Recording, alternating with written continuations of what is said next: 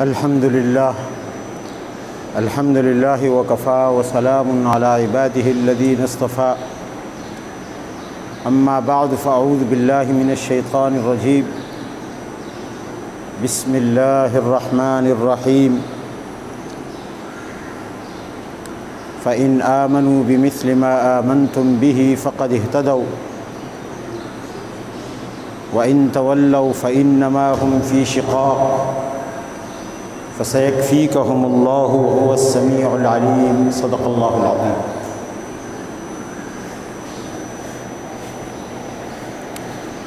تین ذوالقعدہ 1443 ہجری 3 جون 2022 کو آج ہم اور آپ جمعۃ المبارک کے حوالے سے جامعہ ربانیہ ناظم آباد کراچی میں جمع ہیں۔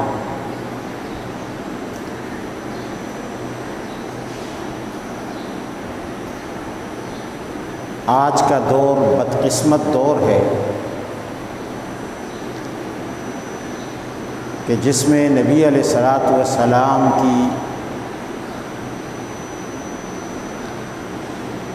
آنے والے زمانوں میں سے ایک زمانے کے متعلق یہ پیشن گوئی تھی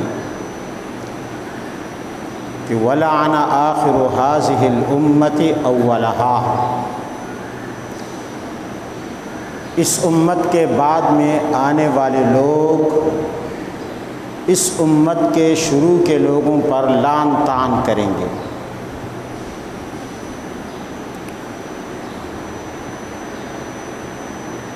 اور یہ ہمارا بدقسمت وہ دور ہے کہ جس میں حضرات صحابہ کرام پر کثرت کے ساتھ لعن طعن کیا جا رہا ہے، اور اس طرح نبی علیہ السلام کی وہ پیشن گوئی پوری ہو رہی ہے۔ بعض بدبخت تو صریحاً بہتان لگا کر، تہمتیں لگا کر، جھوٹے راویوں کی جھوٹی کہانیاں نقل کر کے دشمنان اسلام کی من گھڑت باتوں کو لے کر حضرات صحابہ کرام کو گالیاں دیتے رہتے ہیں۔ بعض لوگ جو گالی دینے کی جرأت نہیں کر سکتے، لیکن ان کے دلوں میں صحابہ کرام کی عظمت کے لیے کوئی جگہ نہیں ہوتی، تو پھر وہ ہلکے انداز سے حضرات صحابہ کرام کو مجروح کرنے کی کوشش کرتے رہتے ہیں۔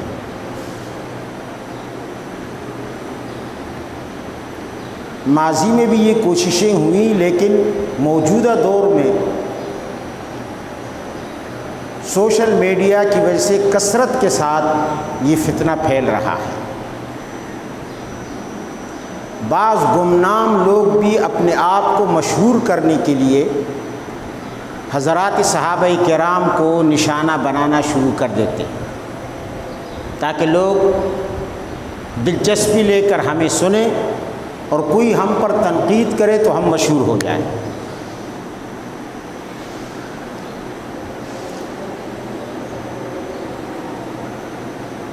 کچھ عرصہ پہلے ہمارے ہندوستان پاکستان کے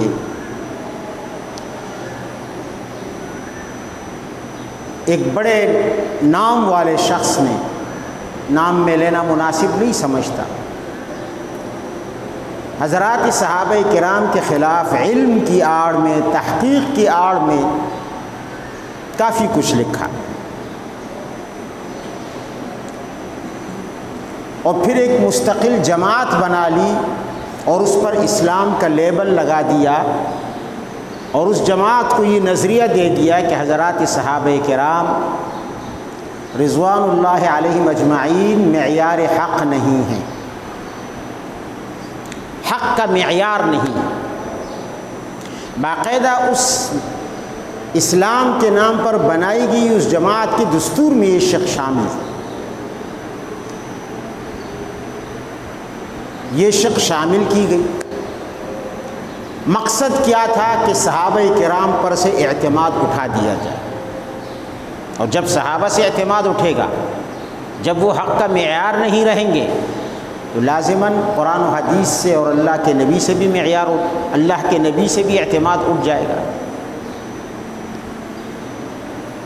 علماء نے اس وقت اس کی سرکوبی کی، لیکن کچھ عرصہ خاموش رہنے کے بعد پھر سے اس فتنے کو اٹھایا جا رہا ہے۔ اہل سنت والجماعت کا یہ متفقہ بلا کسی اختلاف کے سلفاً خلفاً،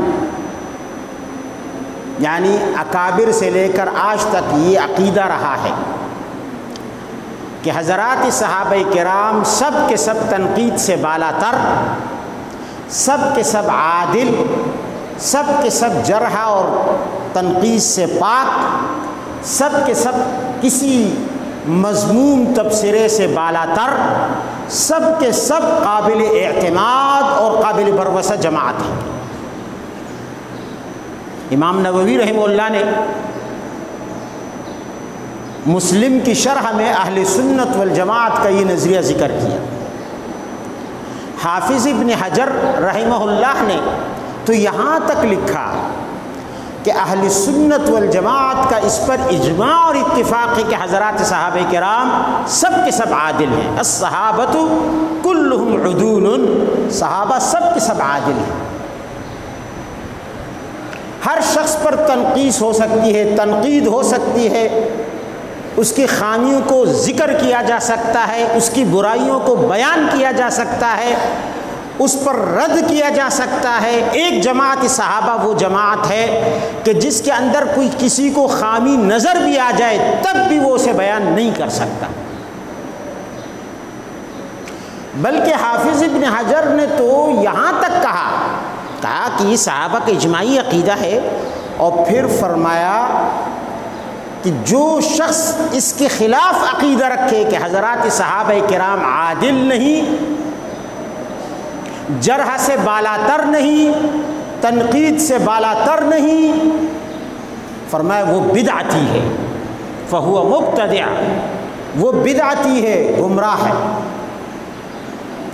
اس لیے کہ اللہ کے نبی نے انہیں معیار حق قرار دیا، فرمایا 72 فرقے ہوں گے میری امت کے، پچھلی امتوں میں 72 فرقے ہوتے تھے، میری امت میں 73 فرقے ہوں گے، 72 جائیں گے جہنم میں، ایک جائے گا جنت میں۔ صحابہ نے پوچھا یا رسول اللہ وہ ایک جنتی فرقہ کون سا ہوگا؟ فرمایا ما انا علیہ و اصحابی الیوم، وہ فرقہ جو اس راستے پر چلتا ہو جس پر میں چل رہا ہوں، اور اس راستے پر چلتا ہو جس پر میرے صحابہ چل رہے ہیں۔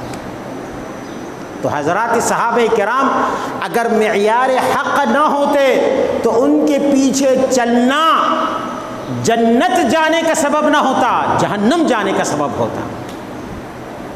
اللہ کے نبی نے اعلان کر دیا کہ ان کا اتباع یہ جہنم سے نجات کا ذریعہ ہے، اور قرآن عظیم نے ان کے تو ایمان کو معیار قرار دے دیا۔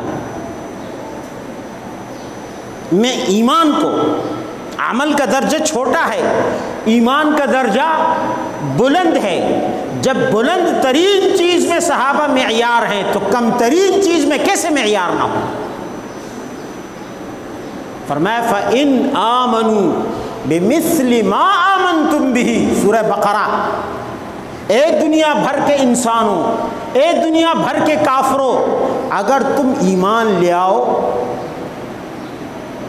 اس چیز کی طرح، اس چیز کی مانند پر جس پر صحابہ کرام ایمان لے کر آئے ہیں، اے جماعت صحابہ جس پر تم ایمان لے کر آئی ہو، تو تمہارا ایمان اتنا معتبر ہے کہ اگر اسی طرح کا ایمان ان لوگوں کا بھی ہوگا، پوری دنیا کے کافروں کا، تو سب کے سب جنتی بن جائیں گے، سب کے سب ہدایت یافتہ بن جائیں گے۔ فقد اہتدوا۔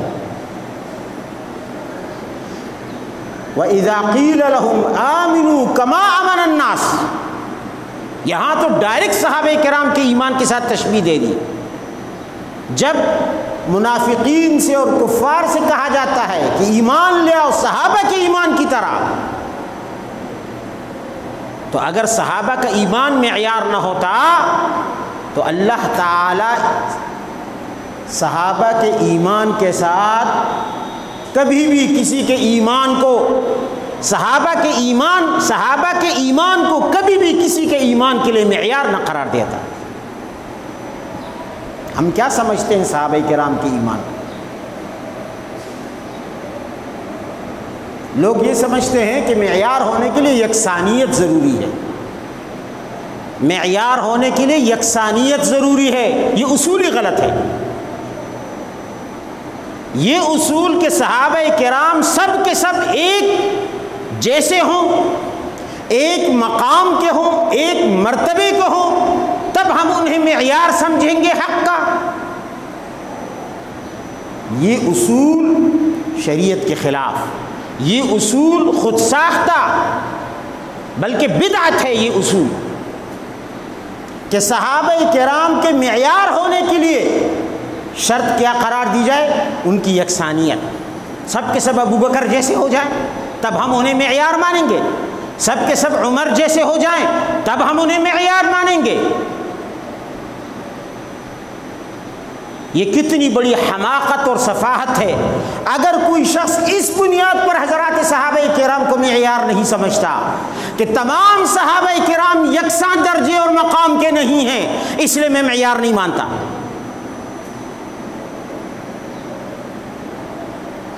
تو یہ اس شخص کا شیطانی وسوسہ ہے۔ پھر تو بات بہت دور تک چلی جائے گی۔ اگر یہ معیار مقرر کر لیا جائے، معیار حق ہونے کے لیے، اتباع اور پیروی کے لیے اسے شرط لگا دیا جائے، تو پھر قرآن عظیم بھی محفوظ نہیں رہے گا، انبیاء کرام بھی محفوظ نہیں رہیں گے اس اصول سے۔ اس لیے کہ قرآن عظیم کی 6666 آیتیں کم و بیش، وہ سب کی سب مقام اور مرتبہ میں یکساں نہیں ہیں۔ قرآن کی 114 صورتیں مقام اور مرتبہ میں، فضیلت میں یکساں نہیں ہیں۔ سورہ فاتحہ کو جو فضیلت حاصل ہے وہ قرآن کی باقی کسی صورت کو حاصل نہیں، اور آیت الکرسی کو آیات میں جو فضیلت حاصل ہے وہ قرآن عظیم کی کسی آیت کو حاصل نہیں ہے۔ تو اب اگر ایک شخص دعویٰ کرے کہ میں قرآن کو اس لیے نہیں مانتا کہ قرآن کی ساری صورتیں یکساں نہیں، قرآن کو اس لیے نہیں مانتا کہ قرآن کی ساری آیتیں ایک مقام اور مرتبہ نہیں رکھتی، یکساں نہیں ہیں، میں اس لیے قرآن کو معیار حق نہیں مانتا، تو ہمارے ان دوستوں کے پاس اس بات کا کیا جواب ہوگا کہ جو انہوں نے اپنے خود ساختہ اصول بنا لیا ہے کہ معیار کے لیے یکساں ہونا ضروری ہے؟ پھر تو کوئی شخص قرآن عظیم پر بھی ایمان نہیں رکھے گا، اس لیے کہ اس اصول پر قرآن بھی پورا نہیں اترتا۔ سورہ تکاثر کے بارے میں ہے، الہاکم التکاثر حتی زرتم المقابر کلا سوف تعلمون، چھوٹی سی صورت ہے قرآن عظیم کی، حدیث میں اللہ کے نبی نے فرمایا یہ 1000 آیتوں کے برابر ہے۔ تو قرآن بھی یکساں نہیں۔ سورہ اخلاص قرآن کی تہائی کے برابر ہے، تیسرے حصے کے، یعنی 10 پاروں کے برابر ہے۔ سورہ کافرون چوتھائی قرآن کے برابر ہے۔ تو سارا قرآن بھی یکساں نہیں ہے۔ پھر تو کل تمہارے اس اصول کو لے کر ایک شخص قرآن کا بھی انکار کر دے، میں نہیں مانتا قرآن یکساں جو نہیں ہے۔ پھر قرآن میں کچھ آیتیں ناسخ ہیں، کچھ منسوخ ہیں۔ منسوخ وہ ہیں جن کے حکم پر عمل کرنا امت کے لیے جائز نہیں ہے، اس لیے کہ ان کا حکم کیا ہو چکا؟ منسوخ ہو چکا۔ مثال کے طور پر سورہ بقرہ کی آیت ہے، کتب علیکم اذا حضر احدکم الموت ان ترک خیرا الوصیۃ للوالدین والاقربین۔ یہ آیت مبارکہ مفسرین کہتے ہیں کہ یہ منسوخ ہو چکی ہے میراث کی آیت سے، اور اللہ کے نبی نے اعلان کر دیا ان اللہ اعطى کل ذی حق حقہ الا فلا وصیۃ لوارث۔ اللہ نے آیت میراث کے ذریعے ہر حقدار کو اس کا حق دے دیا ہے، اب خبردار کسی وارث کے لیے وصیت جائز نہیں ہے۔ قرآن عظیم کی اس آیت مبارکہ میں کتب علیکم اذا حضر احدکم الموت میں ورثاء کے لیے وصیت فرض کی گئی ہے، جبکہ دوسری آیت میں اور حدیث مبارکہ میں وارثوں کے حصے مقرر کر کے وصیت کا دروازہ بند کر دیا گیا ہے۔ اب اگر کوئی شخص اس آیت پر عمل چھوڑ کر اس آیت پر عمل کرے گا تو گناہ گار ہوگا۔ اب ایک شخص کہے کہ جناب میں تو قرآن کو نہیں مانتا معیار، اس لیے کہ اس میں تو منسوخ بھی ہیں، قرآن کی ساری آیتیں یکساں نہیں ہیں۔ اسی طرح نبوت اور رسالت پر بھی اعتماد اٹھ جائے گا، وہ بھی معیار نہیں رہیں گے۔ اللہ تعالیٰ نے اپنے نبی کو انبیاء کرام کی اقتداء اور اتباع کا حکم دیا ہے۔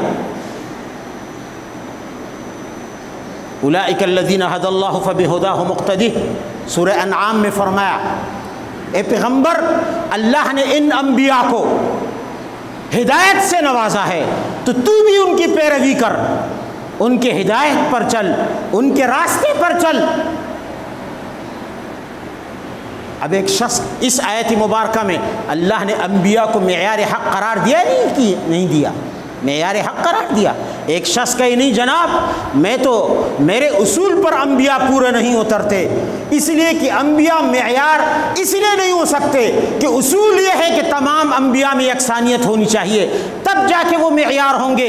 ان میں کوئی کم درجے کا کوئی برتر درجے کا نہیں ہونا چاہیے، کسی کی شریعت ناسخ اور کسی کی شریعت منسوخ نہیں ہونی چاہیے، اس لیے میں انبیاء کرام کو معیار حق نہیں مانتا کہ وہ یکساں نہیں ہے۔ اور ظاہر ہے کہ انبیاء میں یکسانیت نہیں ہے۔ اللہ نے اعلان کیا ہے تلک الرسل فضلنا بعضهم علی بعض، سورہ بقرہ تیسرے پارے کی پہلی آیت میں اللہ نے اعلان کیا کہ انبیاء کرام میں اللہ تعالیٰ نے درجات کا فرق رکھا ہے، کسی کو اعلیٰ مقام دیا ہے، کسی کو اس سے نچلا مقام دیا ہے۔ انبیاء بھی سب کے سب ایک درجے کے، بولو ایک درجے کے نہیں ہیں، تو کیا انبیاء بھی معیار نہ رہیں؟ یہ کون سا معیار ہوا؟ قرآن عظیم نے بغیر کسی شرط کے، بغیر کسی مقام اور مرتبے کی قید لگائے صحابہ کرام کو معیار بنا دیا، صحابہ کرام کو ہدایت یافتہ قرار دے دیا، صحابہ کرام کو مؤمنون قرار دے دیا، بغیر کسی تفاوت درجات کے۔ اللہ نے اعلان کیا کلن وعد اللہ الحسنی، ان میں سے ہر ایک بھلائی پر ہے، ہر ایک جنتی ہے، ہر ایک کے ساتھ اللہ کا انجام کے لحاظ سے بھلائی کا وعدہ ہے، جنت کا وعدہ ہے۔ اللہ نے مقام اور مراتب کے تفاوت کو نظر انداز کر کے اللہ نے صحابہ کرام کی غلطیوں کو، خامیوں کو، جو ہمیں غلطیاں اور خامیاں نظر آتی ہیں، حقیقت میں وہ غلطیاں اور خامیاں نہیں ہیں، یہ ایک الگ موضوع ہے، اس پر پھر بات کی جائے گی کہ صحابہ کرام کی غلطیاں اور خامیاں ہیں بھی یا نہیں، لیکن بہرحال ظاہری شکل صورت کے اعتبار سے وہ خامیاں ہیں، تو ان کو نظر انداز کر کے اللہ نے ایک ایک کے جنتی ہونے کا وعدہ کیا۔ معیار کیسے نہیں؟ والذین اتبعوہم بإحسان رضی اللہ عنہم ورضوا عنہ، اللہ نے اعلان کیا کہ جو میرے صحابہ کی پیروی کرے گا تو میں اس سے راضی ہوں گا۔ تو صحابہ معیار حق نہ ہوں، صحابہ عادل نہ ہوں، صحابہ تنقید سے بالا تر نہ ہوں، صحابہ گناہوں کا پلندہ ہوں، اور پھر وہ کیسے معیار ہوں گے؟ پھر ان کی پیروی کیسے ہوگی؟ پھر اللہ کی رضا کیسے ملے گی؟ لہٰذا جو لوگ یہ سمجھتے ہیں کہ معیار کے لیے تمام صحابہ کے یکساں ہونا ضروری ہے، وہ بہت بڑی غلطی پر ہیں اور شیطانی وسوسہ اور شک و شبہ میں مبتلا ہیں۔ میری دعا ہے، مسئلہ یہ ہے کہ آج کل جس شخص نے یہ فتنہ اور یہ تازہ کیا ہے، میں وضاحت اس لیے کر رہا تھا کہ کسی زمانے میں اس نے جامعہ ربانیہ قصبہ میں پڑھا ہے، میں اس کو قریب سے جانتا ہوں، اور اب اس نے دنیا کی لالچ میں آ کر یہ فتنہ پھیلانا شروع کیا۔ ہدایت اور گمراہی اللہ کے ہاتھ میں ہے۔ بہرحال میری تو دعا ہے کہ اس شخص کے لیے کہ وہ ہدایت پا جائے، لیکن اس نے لاکھوں انسانوں کا ذہن خراب کرنا اپنا فرض سمجھا ہے، اور 14ویں اور 15ویں صدی کے ایک شخص کے دفاع کے لیے اس نے حضرات صحابہ کرام پر اعتراضات شروع کر دیے۔ یہ فتنے آج ہر طرف پھیل رہے ہیں۔ اللہ تعالی ہمارے ایمانوں کی حفاظت فرمائے اور ایسے فتنوں سے ایسے فتنوں کے شر سے ہمیں اور ہماری نسلوں کو دور دور رکھے۔ وآخر دعوانا ان الحمد للہ رب العالمین۔